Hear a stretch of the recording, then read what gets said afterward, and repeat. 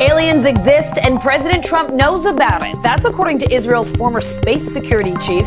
President Trump is aware of the existence of these aliens and had been on the verge of revealing their secrets, he claims, but was asked not to do so by the Federation in order to prevent what he calls mass hysteria. In an interview with an Israeli newspaper, he said, "The aliens have been waiting until today for humanity to develop and reach a stage where we will understand in general what space and spaceships are." I have a transmission from the Galactic Federations. There are Federation facilities out in the galaxy where other extraterrestrials get together, and there's many different missions for many different types of programs. Today I have with me the energy of the Galactic Federation of Light.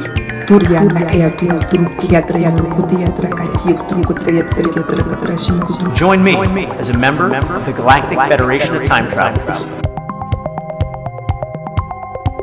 And it has as many as 30 different extraterrestrial civilization people on board. It looks like the moon, okay? Hello everybody and welcome back. It's been a while. Thanks so much for tuning in. We are It's a Sign and welcome to the podcast. Today we're going to be talking about a really cool subject that I have touched on in my own past and I'm sure many of you have heard of, and that is the infamous, notorious, and incredibly epic Galactic Federation.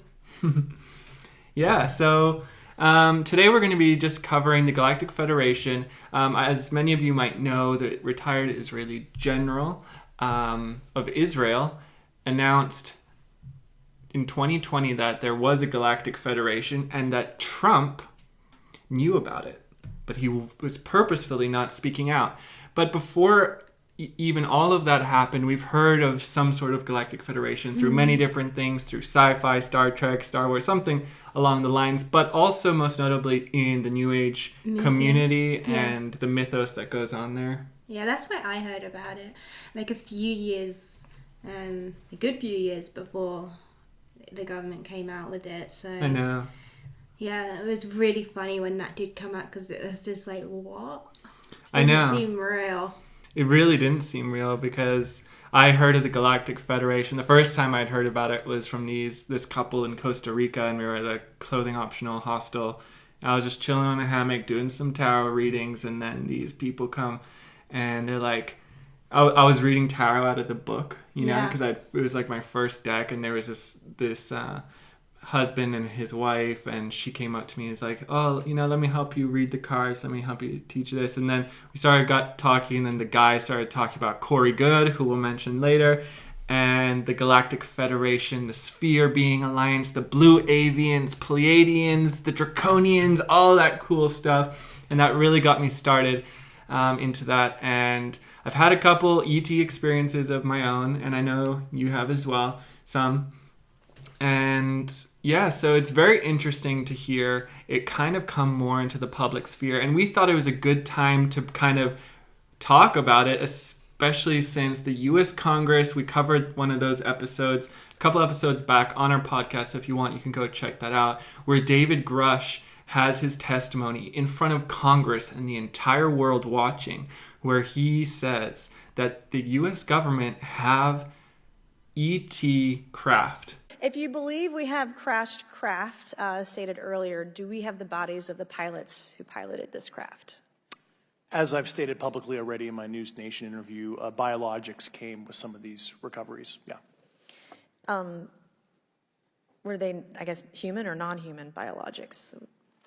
Non-human, and that was the assessment of people with direct knowledge on the program I talked to that are currently still on the program. But not only that, is that they've also recovered bodies. So when you start putting these things into perspective, then you hear the Israeli General of Defense comes out and says that, yeah, there is some sort of Galactic Federation and the United States is in contact with them. I really feel like this is kind of a cool point in time to be discussing the Galactic Federation. And stay tuned because we're going to be going over some personal accounts as well as diving into the acclaimed races that belong to this Galactic Federation, as well as some of our own experiences. Yeah, I'm excited to find out more about the Galactic Federation. I feel like it's always sort of, since the Israeli government came out about it, I always kind of thought, are these like good guys or bad guys, you know, because they're like involved with the government. It makes you question it. Yeah, and I think that's definitely something we can begin to discuss and reflect upon because, yeah, it's very interesting, you know. A lot of us, especially people watching this channel, don't have a lot of trust in our government. And then the fact that there is some sort of deal going on with some federation that operates throughout the universe behind our backs that isn't being talked about, and that apparently they don't want us to know because we're not ready yet. I don't know about that, but there are some more claims in here, and we'll begin to weigh out the options and kind of go through that quandary a bit later. I've never used the word quandary out loud. Yeah, so it's not a good word. Don't do it again. All right, guys. So let's start with the retired Israeli general before we go into really what the Galactic Federation is. So he is the general of space security, and his name is Haim Eshed. And he said during an interview with an Israeli newspaper in 2020 that extraterrestrials have been in contact with the governments of the United States and Israel for years. So Eshed claims that Donald Trump was on the verge of revealing this secret before the Galactic Federation intervened and asked him to remain silent, as the aliens are worried that humanity is not ready to learn about their existence yet. Yediot Aharonot is one of Israel's biggest newspaper, and Eshed has a distinguished resume. So he's not just some quack yo in his basement writing conspiracy theories. This guy is a military officer, intelligence analyst, and head of space operations for the Israeli Defense Ministry. He's 87-year-old and a professor and holds a doctorate in aeronautical engineering. He's supervised over 20 satellite launches and received the Israeli Security Award 3 times. Not just once, 3 times. So this guy is big. He's really well respected. He has awards, papers published. He's a professor. He's got quite a backing behind him. And yeah, so he has a little bit more stature than most of the people who are saying things like the UFOs have asked not to publish that they're here and humanity is not ready yet. So he basically said President Trump was on the verge of revealing America and Israel's years of interactions with the aliens in the Galactic Federation. But the aliens thought it would be better to let people calm down first because they don't want to start a mass hysteria. I don't know if I believe that, but let's keep going. Yeah, and I just, like, I beg to differ. Like, I think that humans are ready to know. I think they are ready to know, and if there was a benevolent ET race or conglomerate of races, I think they would want us to know, and it's actually the other side of the coin. The government doesn't want us to know. Yeah. Because what would that imply? And how would that affect the consciousness of people and our priorities in life? You know? It's hard to keep people distracted when all of a sudden a whole race of aliens are appearing and everyone's, you know, and you're being told, hey, this exists. We've been in communication with these things. Yeah, and then they're going to lose, like, control because obviously the government want to be in control. And then if the aliens reveal, like, the power we have as humans and how we're a part of all these different, like, species out in the universe, like, who knows what people will do. And they won't be able to control people with fear anymore. And also using, like, aliens as a fear tactic. You know? Definitely. It's something to fear, wars in space, you know. Yeah. So this is a quote from him. There's an agreement between the US government and the aliens. They signed a contract with us to do experiments here. They too are researching and trying to understand the whole fabric of the universe, and they want us as helpers. There's an underground base in the depth of Mars where their representatives are, and also our American astronauts, he said. Quote, if I had come up with what I'm saying today 5 years ago, I would have been hospitalized, Eshed conceded. Wherever I've gone with this in academia, they've said, the man has lost his mind. Today, they're already talking differently. I have nothing to lose. I have received my degrees and awards. I am respected in universities abroad, where the trend is also changing. The Jerusalem Post, which published translated excerpts of Eshed's interview on 2020, theorized that President Trump's creation of the U.S. Space Force could have something to do with this joint U.S.-Israeli Galactic Federation project on Mars. He was kind of vague about how long the aliens have been working with humans and how long the Mars base has been operational, so Trump might have created the Space Force to address a recent need for more human staff at the facility. Both the US and Israel have discussed plans for missions to the moon within the next few years, but that could be a smokescreen for sending personnel to Mars, or perhaps the Galactic Federation wants its human partners to demonstrate they retain the courage, ingenuity, and technical prowess to land on the nearest celestial body before they bring more humans to the Mars base. Yeah, that's very interesting, because there was another part he said where they're waiting for us to understand the true meaning of space. And it's a very cryptic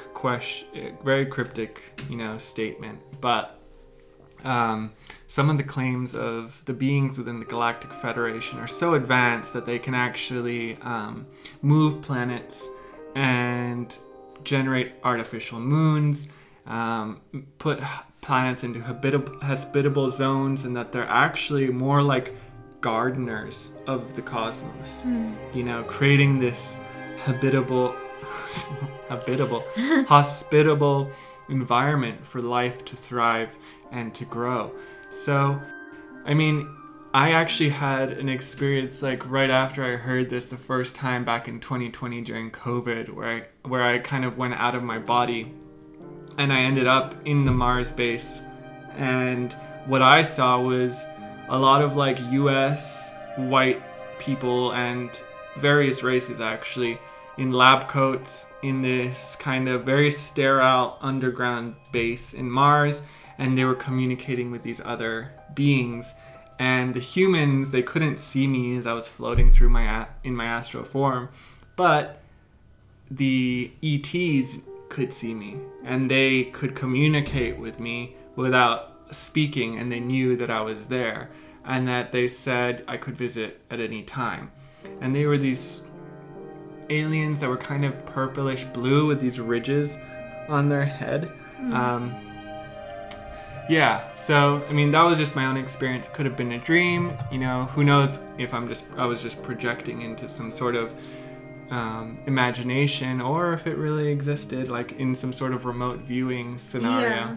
But so that's the claim. And there is a Mars race. Elon Musk really wants to get to Mars. There's a huge focus on Mars for some reason. It could just be like human desire to conquer the reaches of space, or there could be some sort of hidden agenda there. I don't know if I even believe humans have ever left Earth. To be fair. But that's a whole conspiracy in itself. Yeah, I know. That's why I'm just so much more leaning on that side of things, that we haven't even been to the moon.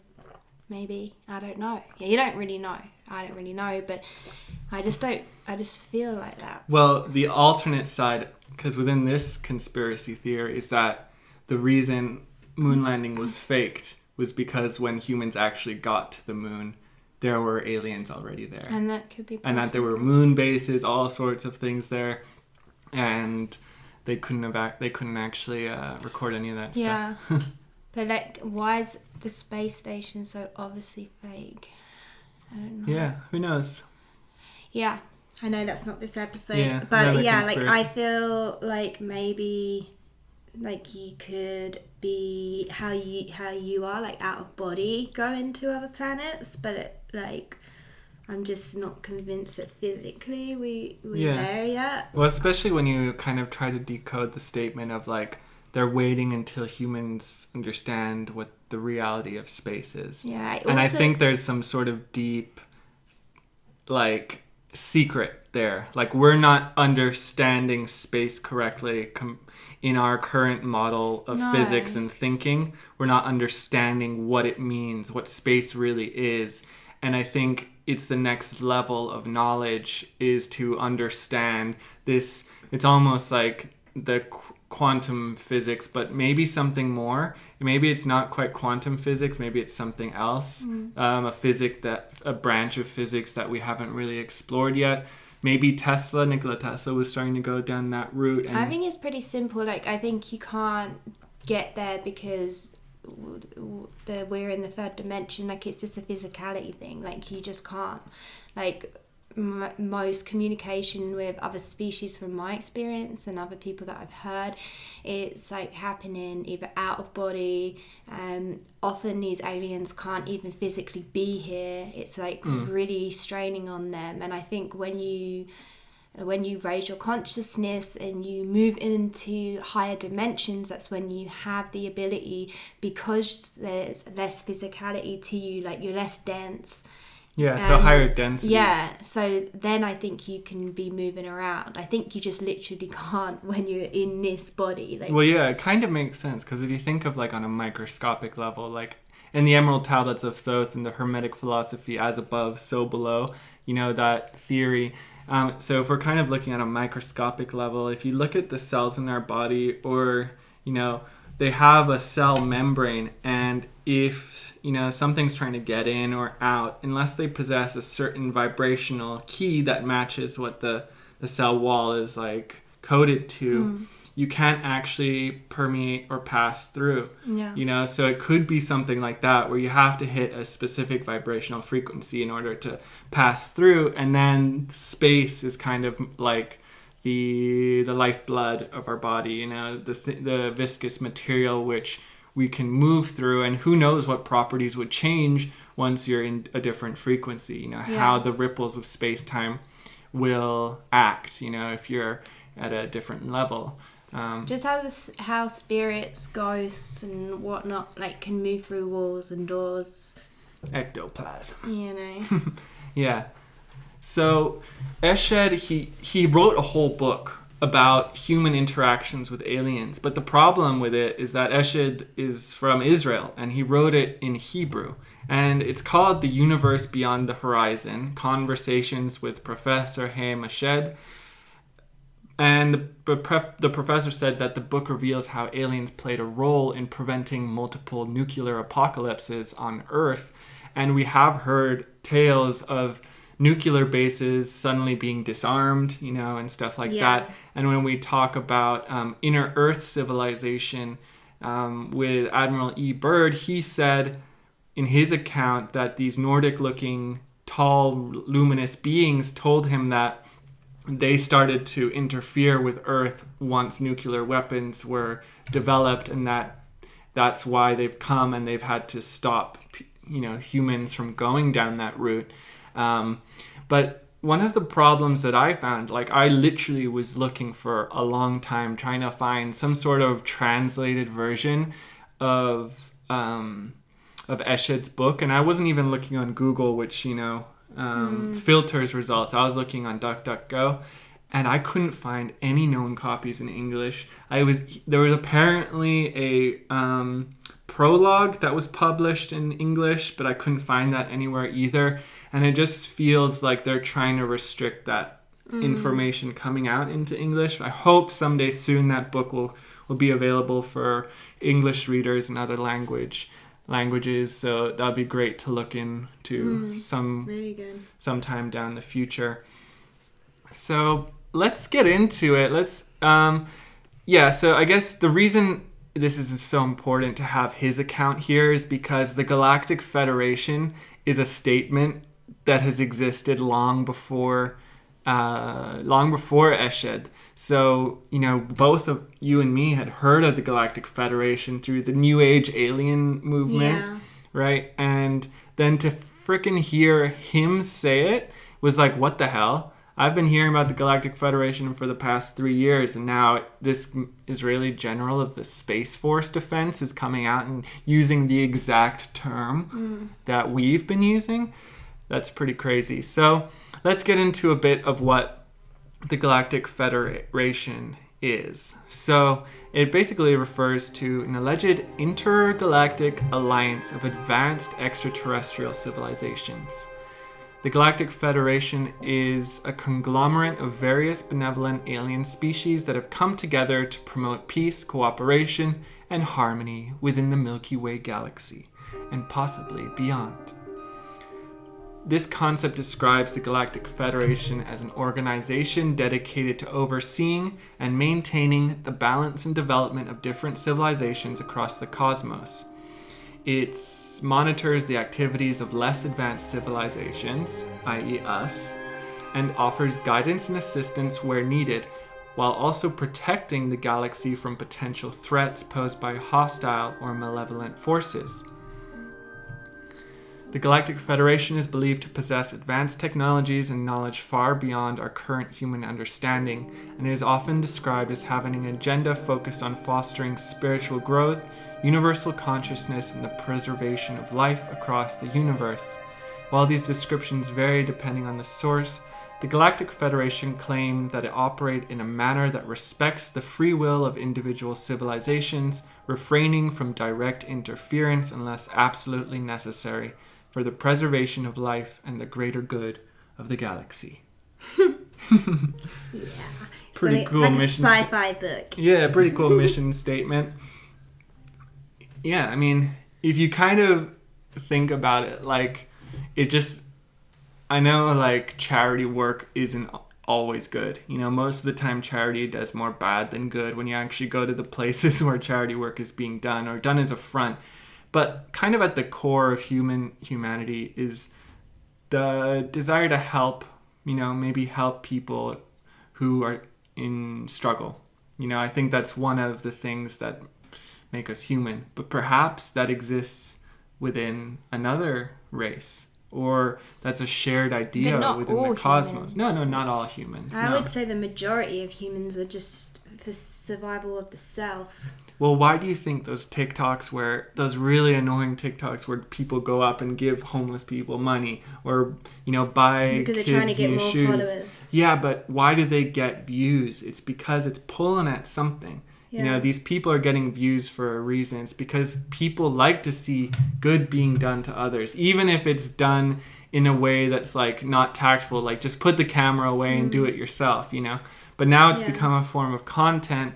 But people tune into this. It's one of the highest, like, you know, clicking views for like these TikTok algorithms, and it's probably changing now because people are catching on. Like, hey, this isn't cool. Yeah. These people are struggling, and you're putting their face on the internet so you can get money. Yeah. You know. So. Or like I like it more when it's like out in public and someone does something heroic and what someone in the public audience just happens to catch it, you know, like where if like a kid falls into or animal, like once, and I saw the orangutan. Have you seen the one with the orangutan? No. He falls into the water. No. Around at the zoo and was drowning because they can't swim. Really? Because they kept the orangutans in their enclosure by surrounding it by water. Yeah. And someone threw bread into the water and it went in to get the water and it drowned. And this man jumped into the water and dragged this orangutan out and started like giving it CPR. Yeah. Like. Yeah, I saw this one where there was this herd of elephants and the baby got stuck in this ditch and it couldn't get out, and the mom was like, you know, trying to get this elephant baby out, and then these humans came along and helped the baby elephant get up. I love those. So it's like when exactly that it makes you feel that feeling, and that's, you know, and so it could be that there are advanced races out there that are also doing the same thing for us, and that there is done out of a love for us, and that they want to see us develop and grow to a next stage of evolution, and that's why they're interfering with the nuclear so we don't freaking blow ourselves up Yeah. before we get the chance. Yeah. You know, and maybe they have seen in our ancient past that we did have a connection. You know, when you look at Mesopotamia, ancient Egypt, all these in Mayans, there's so many little hints at like other races. You know, you go to to the Americas, to the indigenous people there, and they have stories of the star people, and that it was like a collaboration. They don't revere the star people. They just, you know, they hold love for the star people, and so that say that they're still visited by them. But then, like, if they're doing so much good, then why are they working with the assholes that we call the government? Because there are two opposing forces. I feel like it's the bad aliens that are talking and, you know, working in collaboration with the government. Exactly. So, this is where the sci-fi like history of our interaction with the Galactic Federation and the other races of aliens within the cosmos comes to fruition. So there are two opposing forces. There's the force that seeks to harvest and use the universe like resources and want us to fight amongst ourselves, continue to cause unrest, and has in the past apparently used us as slaves. And then there's the other side that wants to promote evolution. And I think they tend to contact like individuals and people. Yeah. You know, because I think any of us are capable of connecting with aliens when we get into the right state and we call them in through meditation, and we're able to channel them. Like, because I really like channelers such as Abraham Hicks, you know, who's a woman, Esther Hicks, who channels the alien. Like, it's not like an individual alien, but it's like a collective. Yeah. And they call themselves Abraham, and they come and they teach us how to empower ourselves, you know, and how to get out of the low negative vibrations and go towards our desires and live to our full potential. Yeah. And raise our vibration. And when you think of Stephen Greer as well, he teaches that there was a nefarious group that was working with the government, and that the government is now trying to promote a fear propaganda based thing, so that, you know how they do it. You know, the U.S. government's been doing this for ages. They did it with Saddam Hussein so they could get into Iraq or Iran. Sorry, guys. I'm not the best at geography, but yeah, you know what I'm talking about. Vietnam War, you know, it's all about oil, so they make this false war so that they can get something out of it, right? And when the Space Force, a lot of different countries are now creating space forces, because as we're heading into the new frontier of extraterrestrial development, you know, and resource, people want to get their foot in there. It's like what's his name, Mark Zuckerberg with the metaverse. A lot of governments want to just get themselves they want to plant their name on space, right? No one wants to plant their name on the metaverse.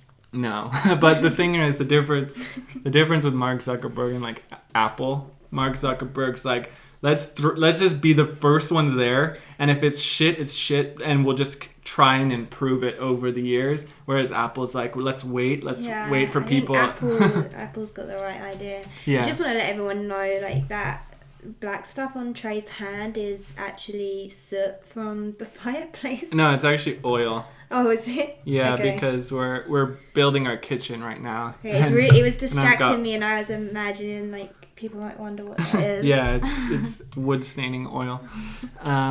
But yeah, let's get into a bit of the history. So I've heard a bit of this already. So approximately 400,000 years ago, the Anunnaki, the great creator beings that were existing within the Sumerian universe in Mesopotamia, led by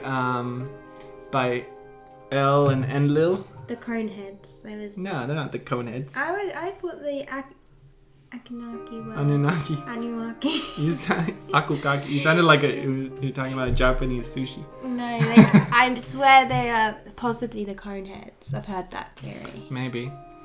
But yeah, so they basically arrived on Earth with the intention of establishing dominance over humanity for the Anunnaki Empire.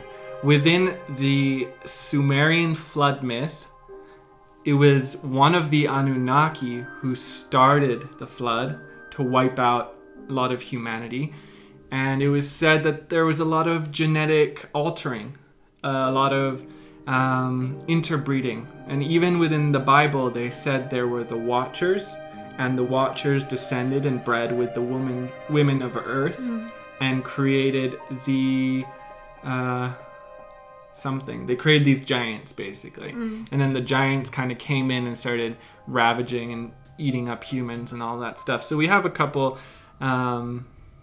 different accounts of something similar to this. And Enlil's action resulted in the enslavement of humanity, and despite efforts from his half-brother Enki to oppose him, so the material portrays Enlil as embodying the role of Yahweh, with his son Ninurta as Allah and Marduk as the Dark Lord, suggesting a manipulative trinity that controlled humanity throughout history. Some people say that the three major religions are still worshipping to these three alien gods or beings. But Enki was the one who told, I forgot his name in the Sumerian myth, but Noah. He was the one who told Noah, build the ark. And is the ark some sort of awesome space vessel, or was it just a wooden boat? Yeah, it was a space vessel, surely. How did you fit that many animals on a wooden boat? And this is like the size of the Titanic. Yeah, but basically Enki went against the other guy, Enlil, and was like, you gotta build this boat because Enlil's gonna freaking flood this shit. And so they built that boat. But the ark, I can imagine this big space vessel. Yeah. So yeah, basically the narrative introduces the concept of powerful controlling society, often associated with the Illuminati, or as our left-wing brothers like to say, the deep state, symbolized by a triangle with an eye in the center. Anu, the High King of the Anunnaki, was unable to stop these forces due to Enlil's mixed heritage, which included a connection to the powerful Kiakahar race, and the alliance between the Kiahakar and the Anunnaki led to a significant concentration of draconian reptilian power on Earth, which suppressed technological development and perpetuated society dependent on enslaving energies such as fossil fuels. And this is where our friend Rockefeller probably comes into it. So they said that at some point, up until very recently, the Illuminati, or the deep state, was working with these negative beings, and they were suppressing technology, information, and things like that. Not only was it these Anunnaki and reptilians, but also the Orion Greys. So everyone knows the Greys. They're those guys that appear up the most. Yeah. You know, the big heads, the big eyes, the typical alien image. And they engaged in deceitful agreements with the MJ-12 group, ultimately leading to their presence on Earth. However, the narrative claims that as of 2021 and 2022, the Galactic Federation and the Earth Alliance successfully expelled all regressive extraterrestrials from Earth, including reptilians and Greys, and say that any remaining sightings of these beings may be attributed to holograms, replicated hybrids, or clones produced by the human Earth military. So that's very interesting, especially considering if the US government got their hands on a body, and this theory's been floating around that the Greys are actually some sort of artificial intelligence drones that have been synthesized through some sort of cloning process or synthetic body. And that it's actually the US government who's continuing to do these abductions and stuff and trying to induce fear towards that. So the information emphasizes that there is an absence of a regressive extraterrestrial in the solar system, that the Galactic Federation, the benevolent Galactic Federation, has actually won over, and it's the US government who's suppressing this information, still trying to hold on to that Illuminati, New World Order, deep state regime to try and control us. And the galactic, so there's various names for it, and some call it the Intergalactic Confederation, the Galactic Federation of Worlds, the Galactic Federation of Light, and the Galactic Alliance of the Anak Empire, which is ensuring the safety of the solar system. And this doesn't just include extraterrestrials, but also intraterrestrials, meaning that there is also inner-Earth civilizations, advanced beings that exist within a different realm, phased frequency within our Earth. And they have a whole artificial sun and everything. I just don't know if I believe like the government would do it. I lean more towards like it's not a very friendly species of alien that are trying to gather DNA and stuff from humans so that they can save their own race because they're similar to us. Well, that's what I believe that more. Well, that's what they're saying was happening. Was that But I don't believe the government took over doing that. Right. So, but yeah. So they're saying I there do was a think regressive. the government put out fake UFOs and like not all of the vehicles that we think are aliens and they're caught on camera are aliens. Some are government, but then I still believe a lot of those still are aliens. Well, the thing is, there's a lot of people who say that like Hitler and during the Nazi regime, they were also working with these beings, and that especially when you begin to consider the Vril Society and the Vool Society, which we'll get into a bit later, basically saying that there was that Hitler found this woman who is in contact with these extraterrestrial beings, took her onto his team, and then together they developed this society and created some advanced technology and then escaped to Antarctica. Yeah, so, like could you get me that towel? Coffee's wiped up. Have a little sippy here. Yeah, so the reason I don't think that the government are faking the abductions is because they discredit them, and they don't give, like, people are just made to think they're crazy, and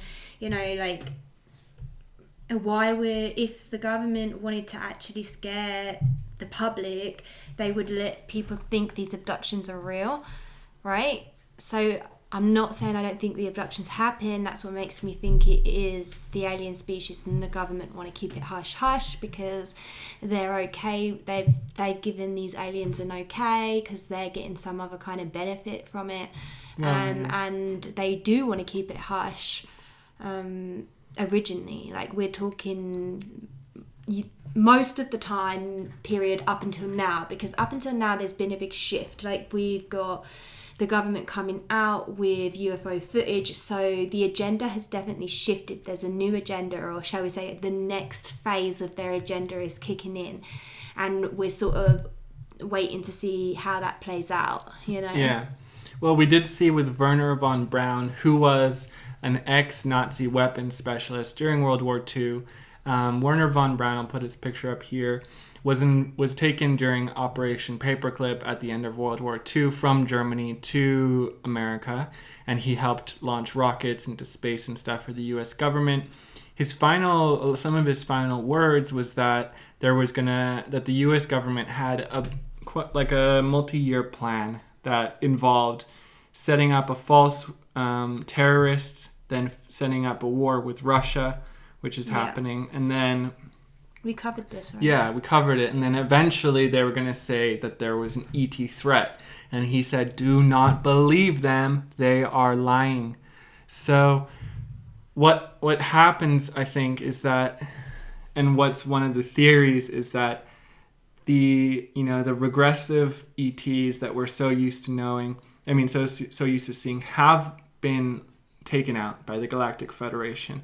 Now we have our own government against us, and the reason the benevolent ETs aren't coming is because they want them, the humans who are still regressive, to come to it of their own accord, because they're not ones who intervene unless it's drastic, unless who knows if North Korea and America go into war or something, or some big nuclear war comes out, that's when we might see all of a sudden. I see them intervening with stuff like that, but otherwise, and I think they would send their cyborgs or their robot aliens that we know as the Greys, because I honestly believe they can't be here in the physicality.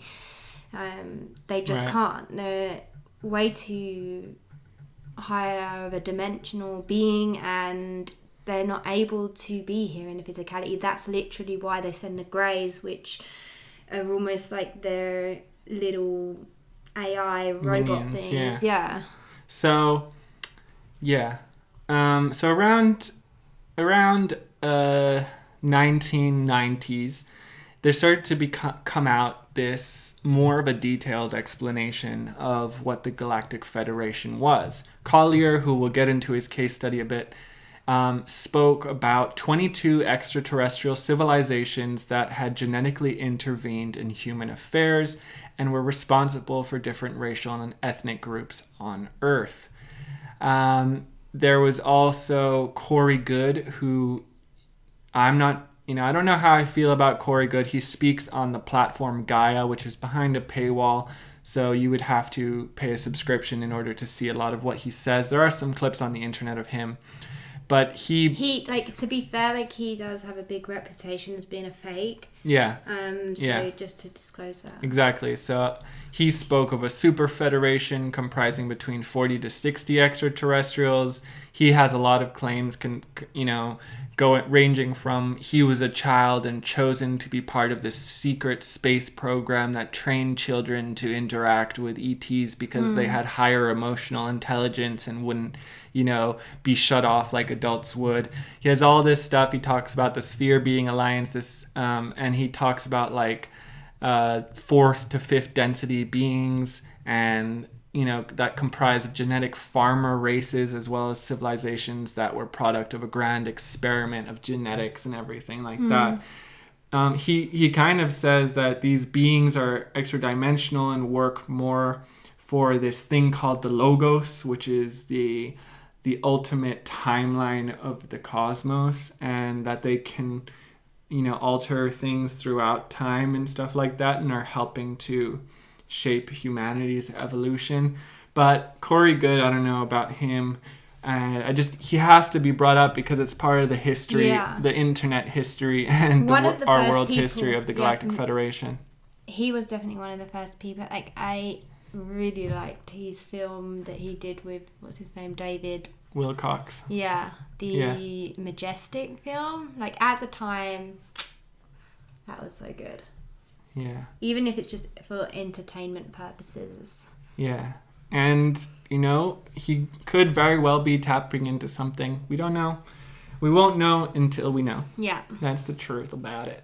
But he's talking about reptilians, tall Nordic races, the blue avians, these beings that are like spheres of light. He talks about very high density beings that are more like geometries and fractal consciousness that exists within the very fabric of our universe and stuff like that.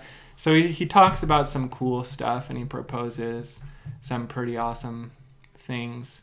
So let's take a break from the history. Before we go into some of people's accounts, I thought it would be a fun little segment to go through some of the extraterrestrial races that are cooperating with the military-industrial complex and outside of the military-industrial complex. But before we get into that, all of this sounds a lot like a sci-fi book, and it can sound like a lot of mumbo jumbo. So that's why it's important to anchor, the Congress hearing the fact that there are very verifiable claims that we have ET craft, we have an ET body in the US government, and that the Israeli general is speaking out about it. The fact that all these countries across the world are really propelling a Space Force initiative as another branch within their government. But it's when you see things like this that you begin to be like, okay, all right. So let me just show you this video. I have a transmission from the Galactic Federation, so what I would love you to do is take a moment to close your eyes and receive. Turianda kaya turu kia tre moru kotia tra kachi turu kotria tria tra katra shimiku turu kotrina ketria tra kia turu kotria tra kashikia turku turia tra katra yamu ku Ria Maria tra shikia tra kashia tra katra kemia turu Surya parka katra Ria Maria tra shia tra kashu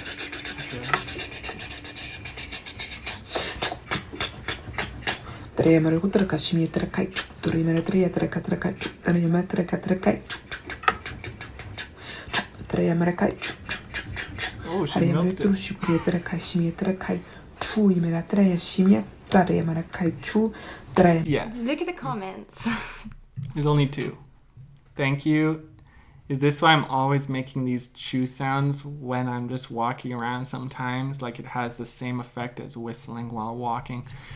So I can literally imagine you like back in your light language days. Oh, like getting really sucked into that. And definitely. I mean, I've done that on mushrooms more times than I can count in my own way. And when I'm doing it, it sounds awesome. I've heard so many people do it, and some people when they do it, it's actually wow, that's really relaxing. But I love how, of course, like when people do stuff like that, they have to put on this like galactic-y filter or and I'll like no sweat to this person. It's just like I'm trying to put myself in a picture with like where a normie's coming in and looking at that and being like, there's a lot of like things that people just feel like, okay, this is all bullshit, and I will show you pictures of my days in my mushroom acidy sort of alien experience where I was writing symbols in light language, which I did really see, and stuff like that. I won't show any videos because I never took a video of myself doing it, but I was there once and I can see that thing, but I'm just like, from now, like, I can always see like people just coming in and being like, what the fuck is going on? Like stuff like that makes me think I am a normie. Like I can like connect to spirit, and I've had many experiences. I read tarot, but the light language stuff and talking in another alien language, that's when I'm like, okay, I'm a normie because this is madness. Okay, so I think we have to break your normie streak. No. Can you try? Like, can you try some light language? Stop me the day. Try some light language. Stop me the day. Like you lock me up the day I'm doing that. See, stuff. I don't think you're high vibe enough. For, you're not. You haven't reached the vibe where you can interact with light language.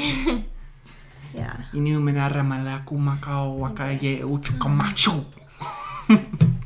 Go on, try it. Alien light language. Yeah. Okay, she's not gonna try it. So anyway, let's go into some of the races again. So I know we've kind of both had experiences like astral projection. Say what you want about it. I know you encountered a tall gray once. So let's have a look. So the tall grays are the beings that are apparently working with the... Yeah, like literally looks so much like that. Yeah, so I'll put a picture up. He had whitey pink skin, like really white. He had the skin like, in E.T. when he's dying.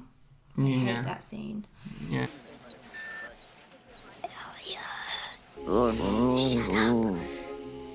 And he's all white and dying coloured.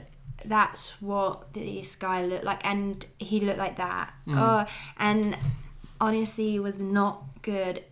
Really terrifying. It was like one of my first times astral projecting, and it was literally terrifying. Like he had bad intentions. Yeah. So I'll put up a little table here of the races that are said to be working with the military-industrial complex. We have the short grays, the tall grays, tall whites, the reptilians, the draconians, the Sirius B race, and the Anunnaki.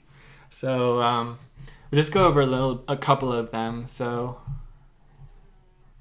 the extraterrestrials that are the tall grays were first described by Robert Dean as a very large group that were 6 to 8, maybe sometimes 9 feet tall. They were humanoid looking and very pale, very white. They don't have any hair on their bodies at all. and they originate from the Orion constellation, according to Dr. Arthur Horn, and play an overseeing role vis-a-vis short grays. And the short grays are overseen within their own ranks, and so it's kind of like they're from different races. Like Zeta Reticuli is where the short grays are from, and this one's meant to be from another. The theory revolving around these is that they're divergent timelines of humanity, and that where they've bred themselves out of feeling love and compassion, and they're a purely like intellectual race. They don't even have reproductive organs anymore. They use cloning and genetic manipulation to duplicate. And there are some pretty cool, interesting things out there. They said that there was, in an Air Force base in New Mexico, there was extraterrestrial meeting with the tall grays in 1972 to 1973. And they've been offered actual Air Force film footage of a meeting involving tall grays, which I have seen just looks a bit fake and all of that. So yeah, I'm kind of interested in what the Sirius B guys look like. So there are two main stars within the Sirius star system. Sirius is a very important star because it appears blue in the sky. It's very bright, and it was one of the most revered stars in ancient Egypt. And I thought cat beings came from Sirius. Well, Sirius A maybe. Or Sirius, yeah. It's not There's two star systems within Sirius. Sirius A and Sirius B. But that isn't a cat being. No, but some think that one of the stars is good. The other one, there's another is evil. Is evil. Yeah. They specialize in terraforming planets and making them suitable for the evolution of life, altering the biomagnetic energy grid. The following telepathic communication provides more information. They are the original builders of your grid, the architecture on which your planet was based, and they are useful in discerning the sacred geometry and discerning the physical laws of your homeworld. They can help you in constructing the new grid and constructing a new system that is appropriate for your next challenges. So we would say that the Sirians are excellent aliens in the strategic design work that lies ahead. This is actually Sirius A that I'm reading from. And when you think of and Sirius A is the good one, so I accidentally clicked on the good one instead of the negative one. But if you think about our world, right, in the ancient world, and we think about all the pyramids that are put on ley lines, the stone circles and stuff, I think there was a huge grid on the Earth at one point, that all these pyramids were active on the ley lines, producing energy, atmospheric energy and stuff like that. So here's another one on the race that is good, the race that exists outside of the military-industrial complex. And there is written vegans, but I think it's vegans, like from Vega, the star system Vega. This one's pretty cool, I think. So these say that they're actually from the constellation of Lyra, and that they were a blue race of advanced humans, and that they were the advanced beings that were mentioned in the Vedic texts, like Krishna, Shiva, like they were always depicted with blue skin. Yeah. And there was a remote viewer who said that he did visit and say that they looked very much like Indians, but with blue skin. So it could be that these beings were one of the initial genetic, I kind of like to think that maybe these other constellations are potential futures for humanity and stuff like that. So let's look at maybe the Pleiadians. Pleiadians we've covered loads. Oh, no, yeah, the Pleiadians. Yeah, they're just tall, blonde people. Hey, their key aspect of their mission is to warn the humanity of the Greys. And they want to help us rise into light and love, baby. Yeah, they were the ones. They're good people. They're good guys. They're fun.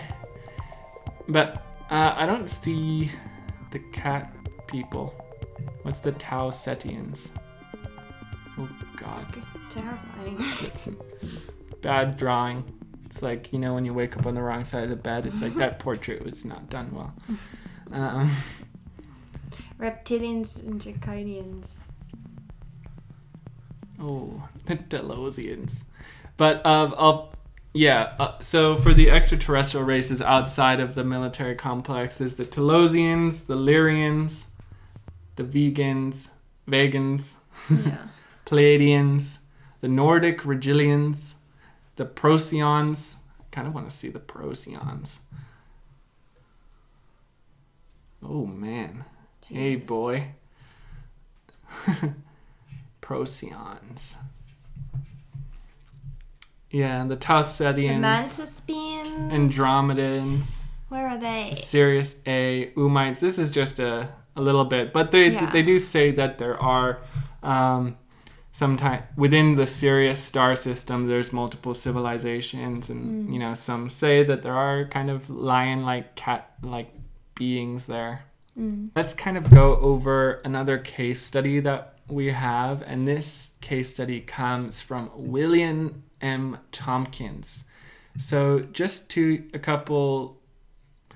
little bit before his death, William M. Tompkins wrote Selected by Extraterrestrials, which induced sudden chaos in the UFO community with his incredible testimony about the U.S. Navy's secret development of space battle groups with the assistance of major aerospace companies, beginning with Douglas Aircraft. He can be considered one of the most incredible whistleblowers to step forward and disclose the secret space program, ET agendas, and hidden governments, which is interesting considering Corey Goode was talking about a secret space program quite a while back, and then he comes out again. So he would be like the equivalent of the Israeli general, because he also had his own qualifications, back then. Yeah. So yeah, he was the one who claimed to be a part of operation involving U.S. Navy spies who stole UFO plans and anti-gravity technology secrets from the Nazis during World War II. In July 2017, Tompkins made an unprecedented statement in a conference that he worked for the Douglas Aircraft Company alongside extraterrestrials, which were Nordic alien women, and it had been 4 to 7 years before NASA even appeared, and he claimed about it in his book that was published in 2015. He's displaying one of the 307 ships in his fleet. So at the age of 9, he became fascinated in Navy ships, and he began to model them as a kid. And up until his teens, he built an entire fleet that illustrated the naval history throughout America. And he revealed that Nazis had already had operational UFOs during the war, and because of the information that the US spies were able to obtain, the US later developed its own fleet of UFOs, which then got siphoned off into the black military sphere under the control of Majestic 12, the ultra-secretive group that controlled and managed the UFO alien issues in the 1940s. So during the World War, there were the societies, like we mentioned, the Thule Society, the Vril Society, and a historian, Nicholas Goodrick Clark, wrote a whole chapter about Maria Orsic, that was her name, Maria Orsic, in his book Black Sun, where he connected her with the Vril Society. And he mentions that Maria Orsic could communicate with alien civilizations, and one of them was from the planet Aldebaran, which is located in the Taurus system. And according to Tompkins, the Nazis were in contact with extraterrestrial reptilians at the same time as Orsic was doing her channeling. And Hitler found out about Orsic. This is all real, by the way. This isn't like a conspiracy theory. Go look up the Thule and Vril Society. Those are real. They existed. Not making it up. Go look it up right now. Were in contact with extraterrestrial reptilians at the same time as Orsic. So Hitler found out about her and that she was receiving information that detailed how to construct UFOs. And according to Tompkins, Hitler allowed Orsic and the Nordics with whom she was working for to continue their work on the UFO program because the Nazis were already in contact with reptilians and because Hitler knew he could always take over Orsik's project at any time. One interesting thing is that Admiral E. Byrd, one of the things he mentioned when he got taken by these Nordic aliens in Antarctica was that they had the original orientation of the swastika, which is actually, appears in many different cultures across the world, and most notably in India.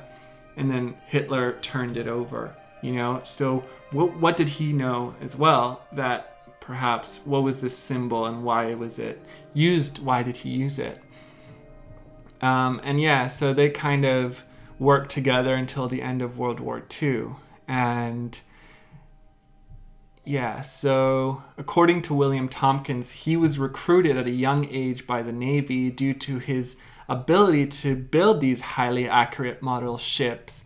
And so this is a picture of a 17-year-old Tompkins pointing out all the details of his models to a naval captain, H.C. Gearing, who was commandant of the 11th Naval District in San Diego. Because of his interest and his mind, the government wanted him, and they brought him in, and he went on to help design comm on the real ships. Here he is again. And Dr. Wood stated that MJ-12 is mostly associated with the Air Force and not other branches of the U.S. military.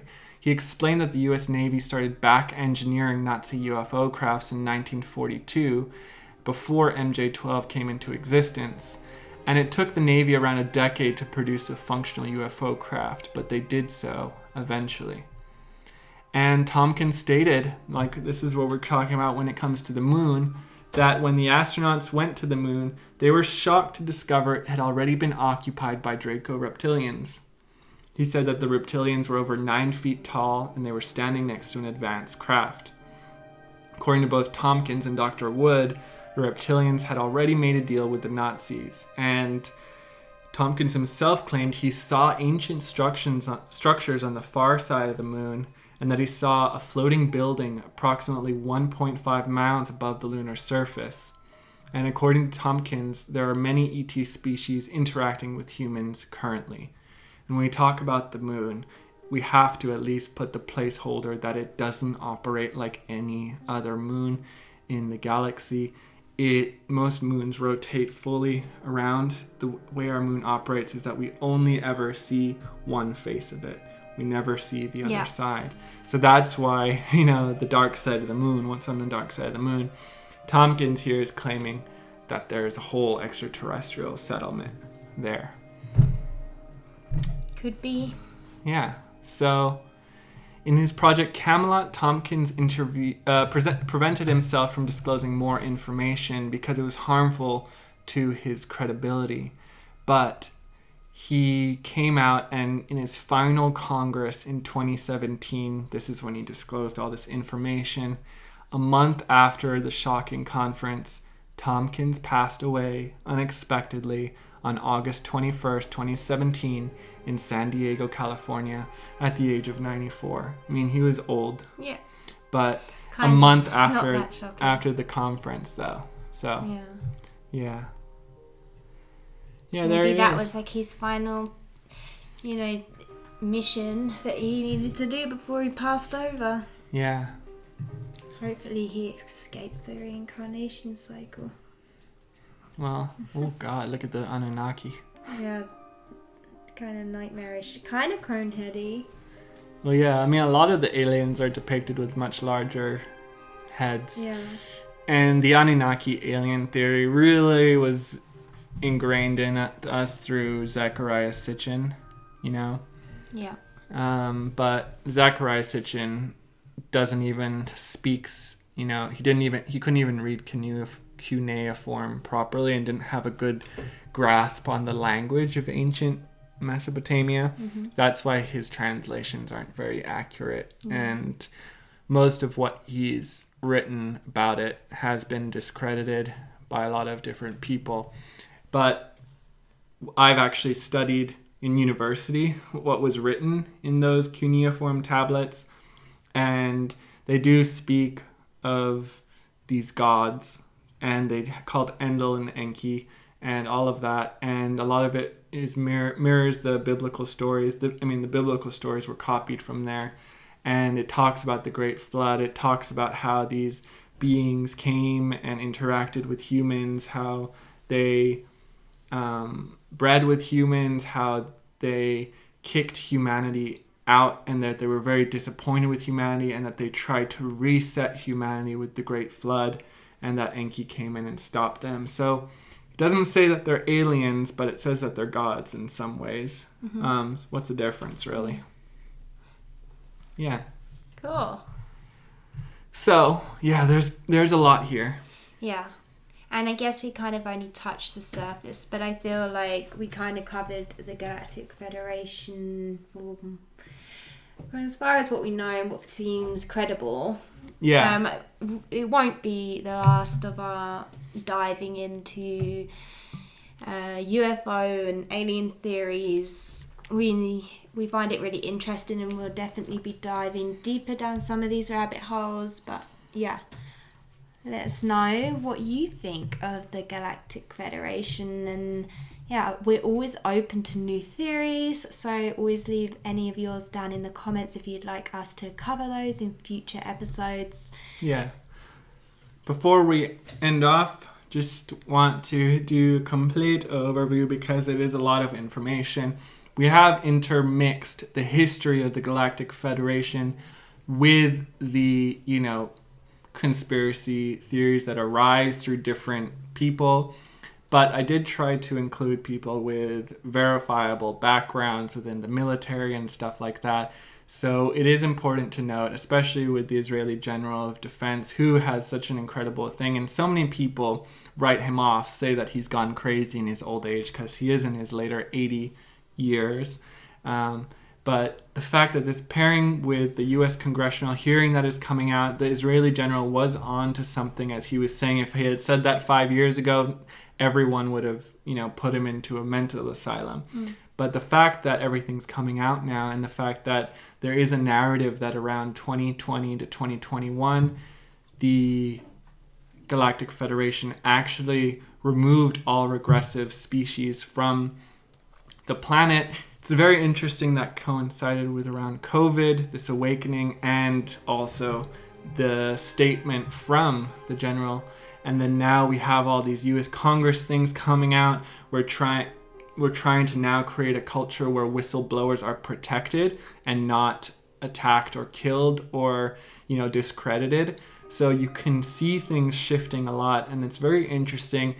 And I really hope that, humanity becomes ready for an intergalactic civilization, because truly, I think if you see our world right now, how when different minds, different humans from different backgrounds come together, we can truly achieve something great. To get different perspectives is amazing. And then can you imagine what it would be like to have different races, to be able to interact with aliens or extraterrestrials from different star systems, to navigate to different planets and experience what the electromagnetic field on a different planet feels like, how it interacts with our body, how it affects our consciousness, and how physics and science would develop in the true understanding of what deep space and what space really is, and a deeper understanding of our cosmos, and to develop internal technologies where we can evolve in order to meet these races that are silently watching and helping guide our evolution. Yeah. You think it would be an internal experience though? Because I don't think, I just don't believe that we would ever be physically walking around and there's all different aliens all physically here. It could be cool. I mean, I see it in the sci-fi movies, and that would be awesome. There's got to be if you're an interdimensional alien, you've got to have a 3D form, right? It'd kind of be like your costume at least. But it's why would they want to come down to this form? Why would we want to come down to this form? Huh? Why would we want to come down to this form? There's because from a soul level we chose to. Yeah. From a soul level we're all the same. Right. But I think even an extra 6-dimensional being, if they're truly benevolent, can come down and experience the beauty of the dews of grass on a misty morning, as Maybe, winter but and from fall my comes. experience, like they've literally said they cannot do that. Like it's like physically impossible for them. Yeah. In your experience, or what other people have said? From my experience and from what other people have said. Yeah. That's why everyone's experience happens out of body. Yeah, it's true. But yeah, I mean, I would love there to be some sort of, maybe there's like a 3D race where it's like, because you know you have to take your steps up into evolution. You can't just I mean, you could. The yogis say you could do it in a lifetime. You know, that you could become a light being in a lifetime. Yeah. But it would be cool if there's like an intermediary stage where we get to see the other 3D beings, you know, third density beings who are also being aided by the Galactic Federation, and that we, you know, are interacting with one another while we try to evolve. Be pretty cool. Yeah. I want the Guardians of the Galaxy to be reality. Anyway, guys. Yeah, thanks so much for tuning in. If you like this episode, feel free to drop us a like or subscribe. It really helps us a lot.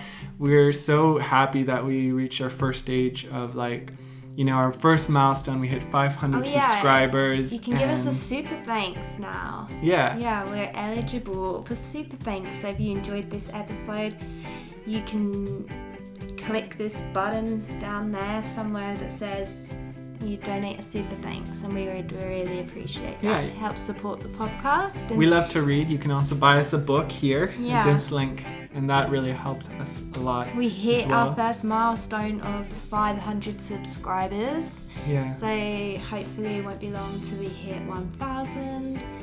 And we're really enjoying this journey. And we do this because we love it. We find it really interesting to discuss these topics. And soon we'll be delivering a bit more regular content.